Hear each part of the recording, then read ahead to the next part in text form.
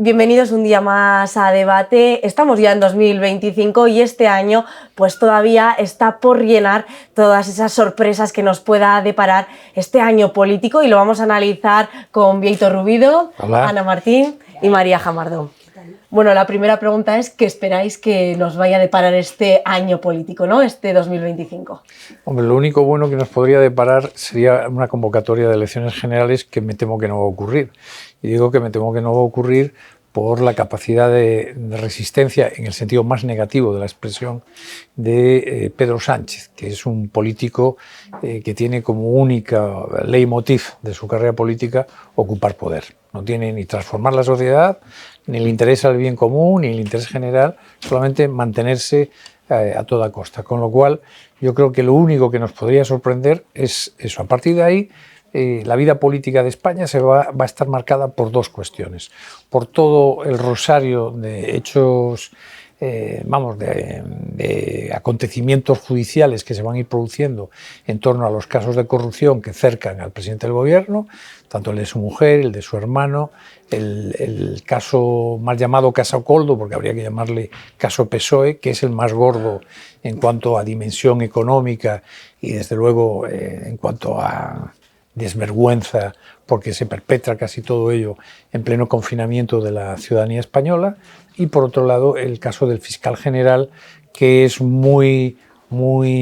grave en cuanto a que supone una quiebra seria del Estado de Derecho. Y por terminar, para no alargarme, porque claro, de esto podríamos estar hablando todo el día, está el hecho de la enorme debilidad parlamentaria que tiene este gobierno, que no ganó las elecciones y que empezó en una legislatura que sabíamos desde el minuto uno en que comenzaba que iba a ser una legislatura frustrada. Y entonces pues no hay presupuestos, no hay iniciativa legislativa, no hay capacidad de sacar asuntos adelante y hay un permanente chantaje de unas minorías que curiosamente no creen en la Constitución ni en la convivencia democrática entre los españoles. Ana, ¿veremos elecciones anticipadas, como decía Bieito? Pues yo no creo que en lo que queda de curso, al menos, ya no me atrevo tanto, la política va tan rápido como para vaticinar qué pasaría o qué puede pasar de septiembre en adelante. Porque, bueno, deberían darse alguna de estas tres circunstancias. Primero, una dimisión de Pedro Sánchez. Yo creo que ni aun demostrándose que fue él quien recibió a Delcy Rodríguez, por ejemplo, en el aeropuerto de Barajas, una circunstancia así le haría dimitir. En segundo lugar, un adelanto per se que convoque él mismo tampoco lo veo, puesto que todas las encuestas dan que no tendría ninguna opción de revalidar su mal llamada mayoría progresista. Y una moción de censura, yo creo que si bien sigue en la cabeza o en el deseo del Partido Popular, no me parece que Junts de momento esté en esa música. Bueno, y si nos vamos a los tribunales, a los juzgados, el gobierno tiene muchos casos abiertos, muchos frentes. María, no sé cómo esto le puede afectar a Pedro Sánchez o si esto podría provocar que caiga. Que caiga directamente lo veo improbable en el corto plazo, porque las instrucciones judiciales están en una fase muy preliminar, casi todas ellas, y efectivamente están apuntando a desmanes muy importantes del Ejecutivo, con una sensación de impunidad muy preocupante por los miembros que componen buena parte del Consejo de Ministros y su titular, Pedro Sánchez, pero el descaro con el que estamos viendo que el Gobierno trata de combatir a base de relato los datos objetivos que se ponen de manifiesto en todos estos procedimientos judiciales que, como muy bien repasaba Bieito, fundamentalmente son 4 los que más salpican y perjudican a Sánchez y a su entorno, no tienen un trasfondo más allá de la mera controversia política, en la que el gobierno sale en tromba con un argumentario perfectamente medido a decir, en primer lugar, que no hay caso, en segundo lugar, que es una especie de estrategia de la ultraderecha judicial a la que sí van a meter mano este año. El Poder Judicial va a ser el objetivo, la pieza de caza mayor sobre la que el gobierno va a aplicar medidas no menores. Y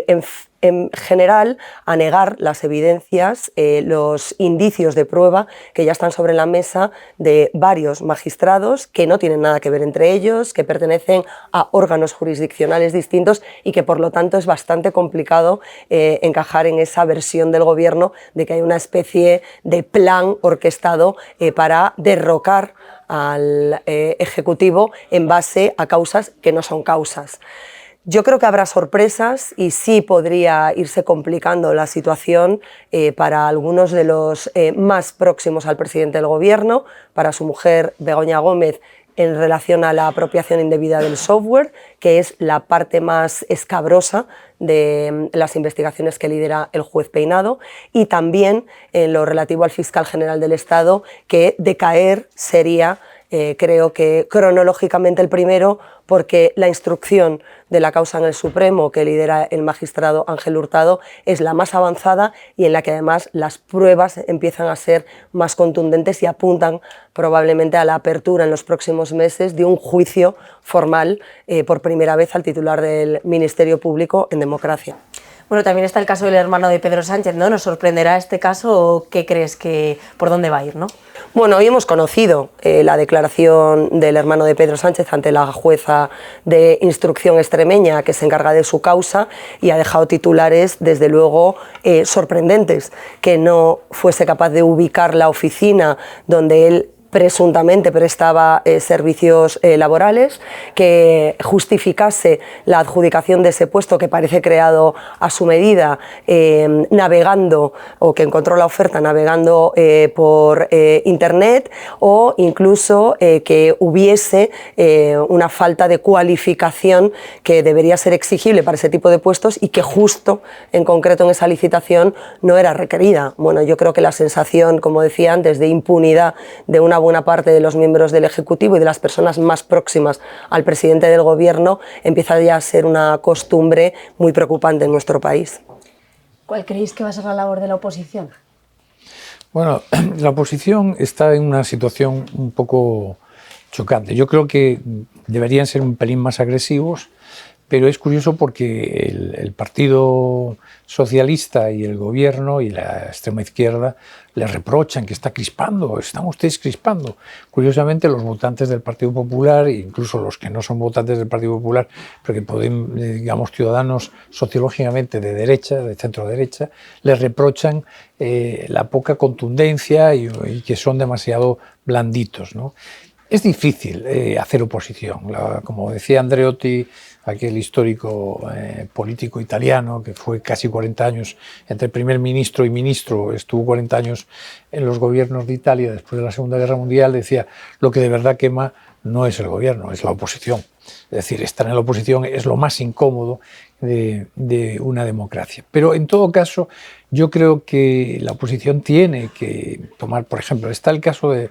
Jaén, ¿no? De la moción de censura de Jaén y el hecho de que se utilicen recursos del Estado para pagar una moción de censura, para pagar el ganarse la voluntad política, en este caso de un partido provincialista, Jaén Merece Más.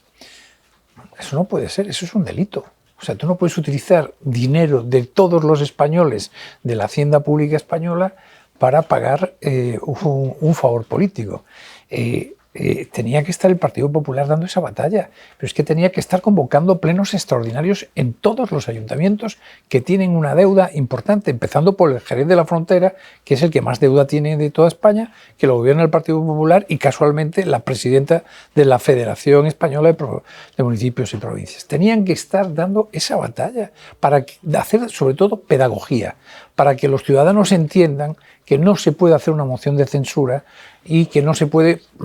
utilizar los recursos del Estado para ganar ese tipo de situaciones. Claro, lo mismo ocurre en Cataluña y a ver cómo utiliza también el Ministerio doña María Jesús Montero, ahora candidata a la presidencia de la Junta de Andalucía. Y esa pedagogía, insisto, pedagogía, tenía que hacer, desde mi punto de vista, la oposición. Yo aquí soy bastante crítica porque creo que por una parte los tribunales y por otra parte las comunidades autónomas gobernadas, es verdad, por presidentes del Partido Popular, están haciendo más daño al gobierno que la propia oposición encabezada por Alberto Núñez Feijóo. Los tribunales, por una parte, negándose el Supremo a aplicar la ley de amnistía al principal socio y fundamental de Pedro Sánchez, que es Carles Puigdemont,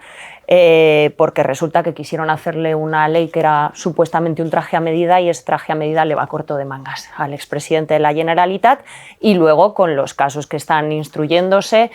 por diferentes casos de presunta que es la corrupción. obligación, ¿no? O sea, Bien. No, lo digo porque que no aparezca que es que le están haciendo la oposición. No, ya están cumpliendo con su papel. Digo que le están haciendo más daño al gobierno que la propia oposición política de Alberto Núñez Feijóo, y en segundo lugar las comunidades autónomas negándose a esa financiación privilegiada para Cataluña en bloque. Y creo que hasta tal punto le están haciendo daño las comunidades del Partido Popular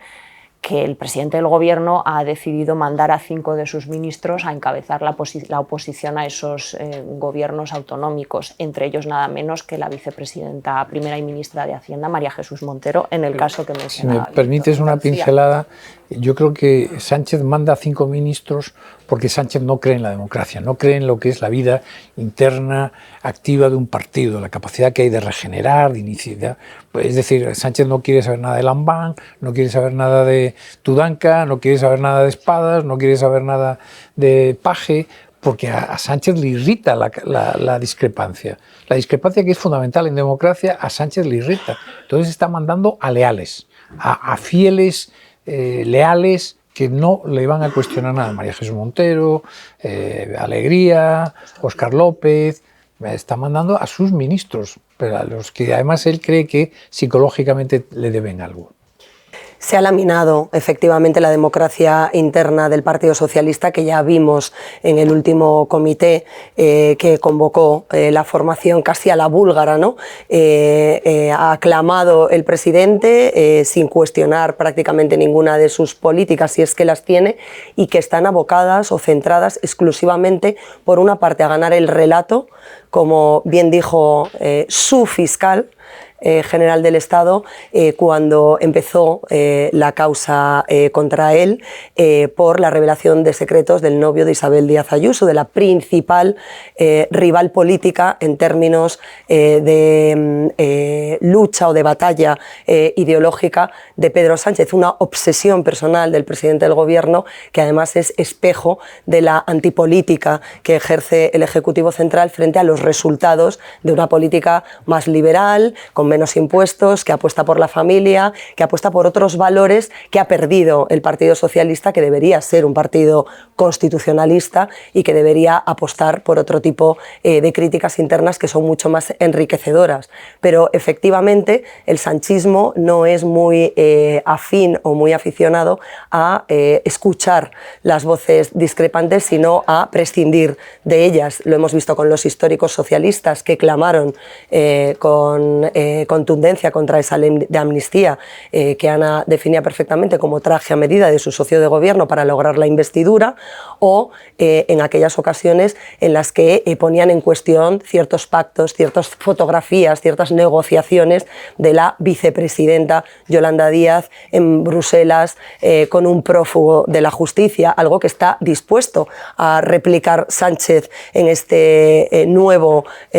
curso político, en este nuevo año 2025, porque ya estamos viendo cómo se blanquea el terreno, cómo se allana el terreno para una fotografía de normalización que no tiene nada de normal, sino todo lo contrario. Y ahí tendrá que dar la batalla a la oposición, porque creo que tiene mimbres para hacerlo y que podría exprimirlo muchísimo mejor, porque en el caso inverso, este gobierno, con la mínima parte, una décima parte de los escándalos judiciales solo que estamos conociendo, habría dimitido en pleno o habría sido obligado a hacerlo.